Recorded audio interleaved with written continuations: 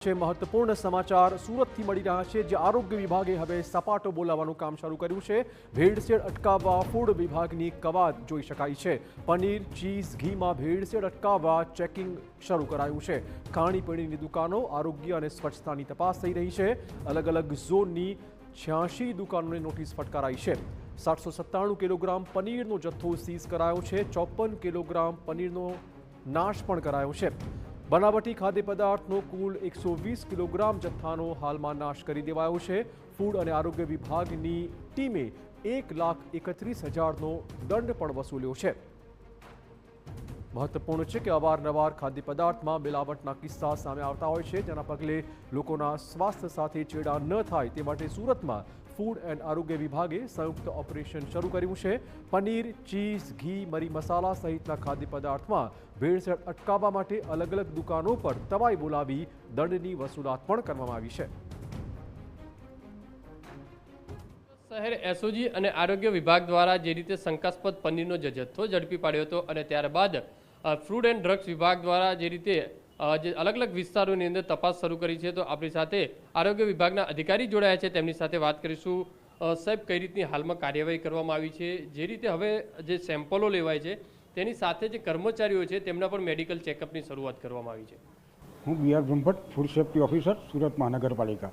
Deputy commissioner health and hospital સાહેબ અને આરોગ્ય અધિકારી સાહેબની સીધી સૂચના અને માર્ગદર્શન હેઠળ સુરત ફૂડ વિભાગની ટીમે ગત અઠવાડિયામાં ટોટલ 41 સંસ્થાઓની તપાસણી કરી અલગ અલગ પ્રકારના નમૂનાઓ લીધેલ, જેમાં પનીરના 16 નમૂના, ચીઝના 3 નમૂના, ઘીના 10 નમૂના અને મરી મસાલાના 28 નમૂના લેવામાં આવેલ છે અને આ નમૂનાઓ પૃથ્થકરણ સારું લેબોરેટરીમાં મોકલી આપવામાં આવેલ છે।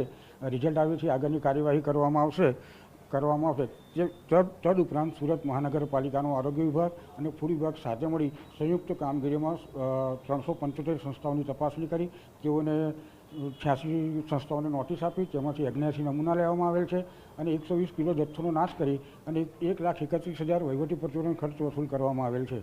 સર, હવે તો જે રીતે કર્મચારીઓ જે રીતે કહી શકાય તે સારી જગ્યા ન રાખતા હોય, કર્મચારીઓના જે ડેટા જમા ના કરાવે હોય, તો તેમની સામે પણ હવે નોટિસની કાર્યવાહી કરવામાં આવી છે। હા, ખાણીપીણીના દુકાનો અને સ્થળો પર કામ કરતા કર્મચારીઓના પર્સનલ હાઇજીન, તેઓ એપ્રન પહેરે, ટોપી પહેરે તે પ્રકારની નોટિસો પણ તેમને આપવામાં આવે છે। તેઓના મેડિકલ સર્ટિફિકેટ દર 3 મહિને અવારનવાર લેવામાં આવે, જેથી તેઓની પણ તંદુરસ્તીને જળવાઈ રહે અને કોઈ એવો ફૂડ હેન્ડલર નહીં મળે કે જે બીજા કોઈને ઇન્ફેક્શન પહોંચાડી શકે। સર, આજે પનીરનો જે જથ્થો ઝડપાયો હતો તે કેટલો હાનિકારક કહી શકાય? કઈ રીતે આ લોકો બનાવતા હતા? આવનારા સમયની અંદર હજી કઈ રીતે કાર્યવાહી થઈ શકે છે? એનું રિઝલ્ટ આવે છે આપણને ખબર પડશે કે એમાં શેની ભેળસેળ હતી અને ભેળસેળ પરથી એ આપણા આરોગ્યને કેટલું નુકસાન કરી શકે તે આપણે કહી શકીએ। તો હાલમાં તો ગુનો દાખલ કર્યા છે પોલીસે, તે બાબતે શું કહેવું છે? એસઓજીએ એમની તરફે એમની રીતે CRPC પ્રમાણે કામગીરી ચાલુ રાખી છે। જે રીતે આરોગ્ય અધિકારી કહી રહ્યા છે કે અલગ અલગ જગ્યા ઉપર જે દુકાનદારો છે, લારી જે સંચાલકો છે તેમની નોટિસ આપી છે અને સાથે સાથે જે દંડ છે તે પણ વસૂલવામાં આવ્યો છે। કેમેરામેન સંજય ચંડલ સાથે બલદેવ સુથાર, TV9 સુરત।